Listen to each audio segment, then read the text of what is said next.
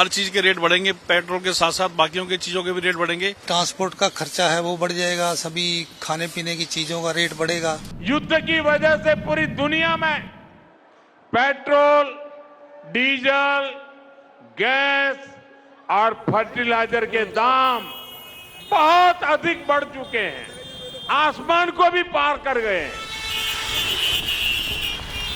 পূর্বাভাস ছিল পেট্রোল ডিজেলের মূল্যবৃদ্ধির।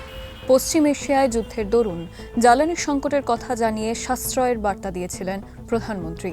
এবার পশ্চিমবঙ্গ, অসম, কেরল আর তামিলনাড়ুর ভোট পর্ব মিটতেই দাম বাড়ার ঘোষণা।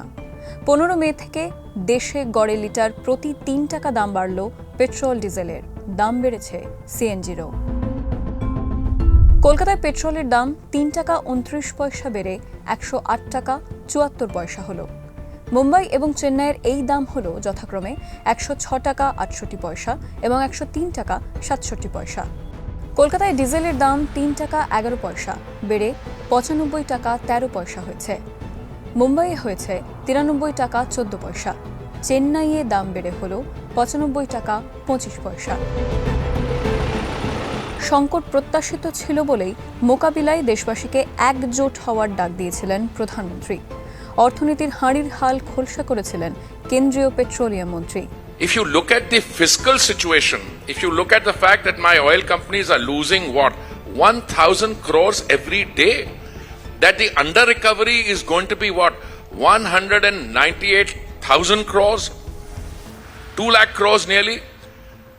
The losses are 1 lakh crore if you look at the quarter. In that context, how long can you keep it like this? Petrol ডিজেলের দাম বাড়ার দরুন সামগ্রিক মূল্যবৃদ্ধির সম্ভাবনাও জাঁকিয়ে বসেছে দেশবাসীর ওপর। भारत सरकार ने जो अभी प्राइस बढ़ाए हैं पेट्रोल के, पहले ही बहुत महंगाई है, अब ये पेट्रोल के दाम भी बढ़ गए तो कैसे होगा पता नहीं।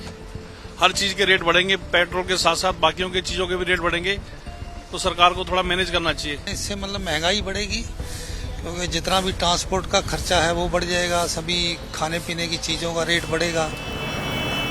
কলকাতায় বাসের ভাড়া বাড়ার সম্ভাবনাও জোরালো। সদ্য রাজ্যে ক্ষমতায় এসেছে বিজেপি সরকার।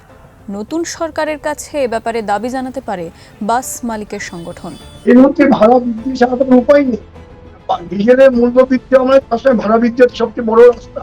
এই ভাড়া বৃদ্ধি সংক্রান্ত রাজ্য সরকারকে একটা রেগুলেটরি কমিটি তৈরি করতে হবে। এই কমিটি ঠিক করবে কেন 1 টাকা বাড়লো, কেন 3 টাকা বাড়বে না, কেন 8 টাকা বাড়বে না, এটা কে ঠিক করবে? সংখ্যা একটা বাড়িয়ে দেওয়া 1 টাকা ভাড়া বৃদ্ধি হলে না, রেগুলেটরি কমিটি হবে, বিজ্ঞান ভিত্তিক ভাড়া তৈরি হবে। এই বিজ্ঞান ভিত্তিক ভাড়ার মাধ্যমে ঠিক করবে কতটুকু ডিজেল লাগে, ডিজেলের জন্য কত খরচ হচ্ছে, রোড কন্ডিশনে কত খরচ হচ্ছে, স্পেয়ার পার্টসে কত খরচ হচ্ছে, মেনটেন্যান্স কত আছে, ওভারহেড কত আছে, ইএমআই আমরা কিভাবে দিতে পারছি বা পারবো না, টোল ট্যাক্স কত দিতে হচ্ছে আমাদেরকে। এই সার্বিক বিষয়গুলোর জন্য একটা রেগুলেটরি কমিটি তৈরি করতে হবে। এই কমিটিটা আমি দীর্ঘদিন ধরে দাবি করে এসেছি। এদিকে পেট্রোল ডিজেলের দাম বাড়া নিয়ে বেড়েছে রাজনৈতিক বিতণ্ডাও। কেন্দ্রের বিরুদ্ধে সুর চড়িয়েছে বিভিন্ন রাজ্যের বিরোধী দলগুলো। পশ্চিমবঙ্গে মুখ্যমন্ত্রী শুভেন্দু অধিকারীর পুরনো ভিডিও সামনে এনে আক্রমণ শানিয়েছে বিরোধী তৃণমূল কংগ্রেস। কেন্দ্রের বিদেশ নীতি ও পরিকল্পনার ব্যর্থতাতেই এই সমস্যা দানা বেঁধেছে বলেই অভিযোগ তৃণমূলের। 2014 থেকে যুদ্ধ পরিস্থিতি ছিল না, আর 2 যুদ্ধ পরিস্থিতি দেখে বিকল্প জায়গা থেকে কেন আনার ব্যবস্থা হয়নি, আর সর্বশেষ এতদিন যেটা বিরোধী দল বলে এসেছে তখনকার রাজ্য সরকারের যে আর্থিক সমস্যা ছিল, কেন্দ্র টাকা দিত না, এখন তো সেই সমস্যা নেই। তাহলে রাজ্য সরকার পেট্রোল ডিজেলের উপর থেকে সমস্ত কর প্রত্যাহার করুক, ফলে বাংলায় অনেক কম দামে মানুষকে এই পেট্রোল ডিজেল দেওয়া যেতে পারে। মার্কিন ইসরায়েল সংঘাতের দরুন বিশ্বজুড়েই জ্বালানি তেল ও গ্যাসের সংকট বেড়েছিল। হরমুজ প্রণালী বন্ধ থাকায় চাপ পড়ে তেল সরবরাহের নেটওয়ার্কে।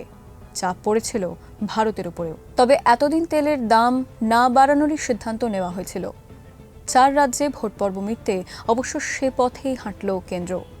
এখন মূল্যবৃদ্ধির মোকাবিলা কোন পথে? এখন সেই উত্তরই হাতড়ে বেড়াচ্ছে দেশবাসী।